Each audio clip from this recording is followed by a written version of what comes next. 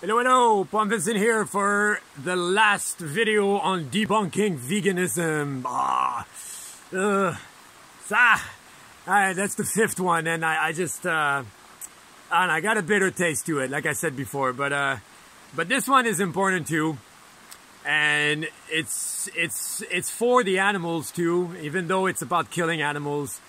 But in this video, I will advise people to kill animals. Alright, but hear me out, okay? Hear me out. Seriously, this is a good point and it's worth listening. Okay, it's about hunting. Okay, not everyone boycotts. Okay, not everyone is a boycotter. It's not their personality. Like I am. I've been boycotting things since ever. I've always been a boycotter. And if it's not Walmart, if it's not cigarette, if it's not alcohol, if it's not Nike, if it's not fair trade, if it's not the animal industry, if it's not something like that, it's going to be someone. It's going to be a store, you know, it's going to be anything, a country even. Like I boycotted so many things, even music. I even boycotted music. This is how crazy I can be. So I'm like that. Not everyone is like that. Okay, so if you're a bit understanding of this, and also understand that in order to go to boycott or to be vegan and to quit your need for animal products, which is your old habits, it's what you grew up with, it's your culture, it's your traditions, it's everything. Some people can't just quit that easily. They could watch many videos like Earthlings, Dominion, you know, Game Changer, Cowspiracy, whatever vegan plant-based video or movie you can watch. You can stuff them with them, and they might go plant-based or vegan for a bit, but if they're not constantly exposed to this, like every couple months, they forget. They forget that the animals suffer when you buy it. When you buy a chicken, when you buy anything with the animal industry, an animal will suffer because of you. So people just forget. So it's kind of crazy to think that people can go vegan. You know, it's of course it's needed, it's important. We have to keep doing this, and it is expanding, it's growing. But I don't know. And there is a lot of people who went vegan for a long time, and actually vegan. I've said this in my other videos about this, and they went like full-on animal activists for 10 years. Okay, and they went back. Imagine how hard it was for these guys. It's like coming out of the closet, all right? It must have been really hard, and they did try a bunch of things. Some people just can't be vegan. They have to eat some animal protein. They have weird digestion, absorption problems, utilization problems. They have some problems. So what do you do with those guys? So hunting. So here's my arguments. Hear me out, okay? Because you're gonna have a bunch of what if. I mean. Yeah, but what about that? What about this? And yeah, yes, but, you know, but hear me out, please. Okay. So first you heard my previous arguments there. Those are valuable. I mean, they're valuable. Okay. So if you need to eat meat, if you want to eat meat, if you're not vegan, if you either forgot or never understood, well, you know, what do? Well, there's hunting. Okay. If you're in Europe, that's a bit tricky because you kill people. They're so tight in Europe. It's crazy. There's people everywhere. So people get shot. So Europe is one thing. If you're from the States or Canada, that's very likely. You never hear this in the news. So we are the best hunter, the best predator in the wild. It's us. Not only we kill the animals that are like that. There's too many of them. You know, they control populations. They have biologists. They have professionals that go around and study the amount of animals there is in nature, and they have good estimates. They have ways to do this. So, when there's too many of a certain animal, you can either have a castration campaign, which is crazy. It's very expensive, and it's traumatizing the animals, but it is better than death. Of course, I'm pro those campaigns. I'm fully pro that. But it's expensive. It's really expensive.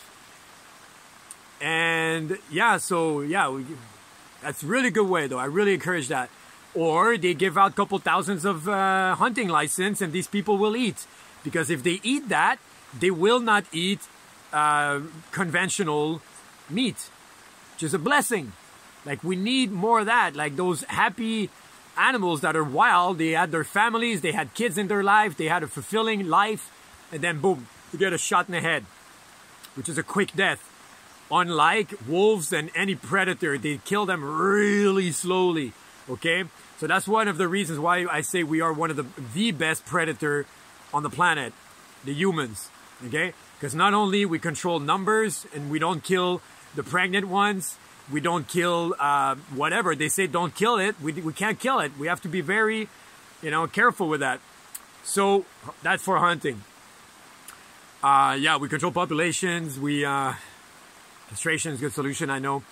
But the people who would eat conventional are now eating healthy, not full of like bad stuff and stress and cancer and antibiotics and all.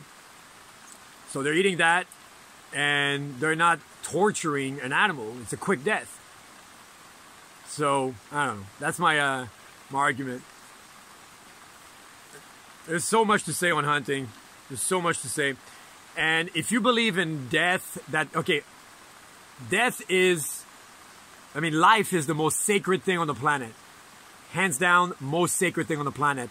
If you give the choice to anyone you know, if you either cut off their arms or kill them, they will say cut off the arms.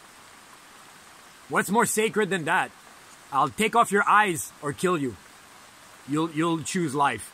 You'll choose to stay alive. Life is the most sacred thing on earth. So before you kill another animal, you got to really ask yourself, do I really have to? Okay?